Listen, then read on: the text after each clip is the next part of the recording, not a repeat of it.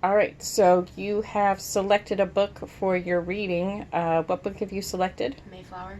And why did you select this book? Because I have interest in this book because my family is related to the people that were on the Mayflower. Do you know anything about that? No, that's why I chose the book. Oh, so maybe you could learn some more about a subject you have an interest in. All right, can you go ahead and read aloud from the book? Have you looked at this book at all? Have you taken a look at the pictures or anything? No, opening it now.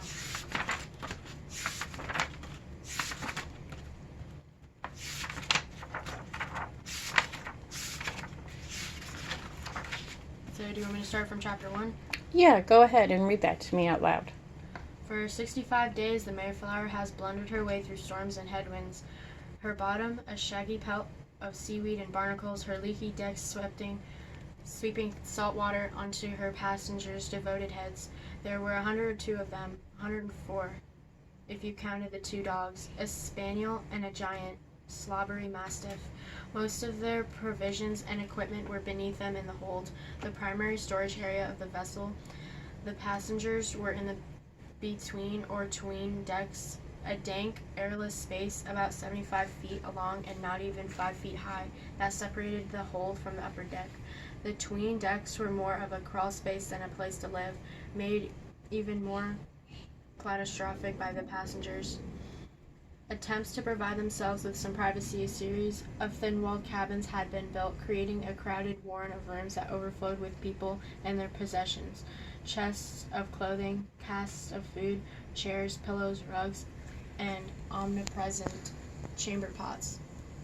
There was even a boat cut into pieces for later assembly, doing temporary duty as a bed.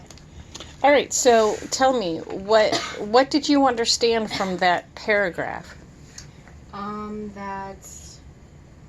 That there was more than one Mayflower, and it was like a group, and the ships were very crowded, filled with people.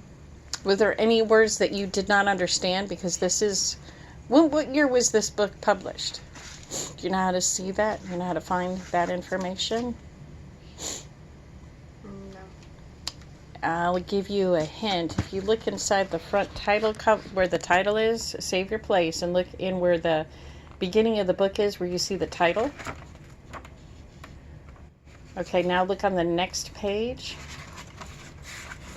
And look there. See that information?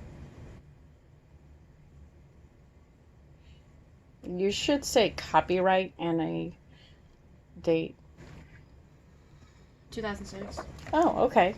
So, being that it's the Mayflower, do you think they might have used some older words that maybe you didn't understand? Were there any words you didn't understand?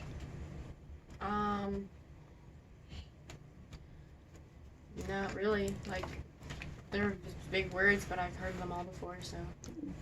So, looking over it, there were some parts where you stumbled and self-corrected. Was there anything that maybe you were able to read it out and then understand it in context?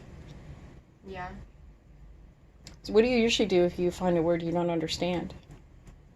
I reread it and try and figure out what it meant or what it means.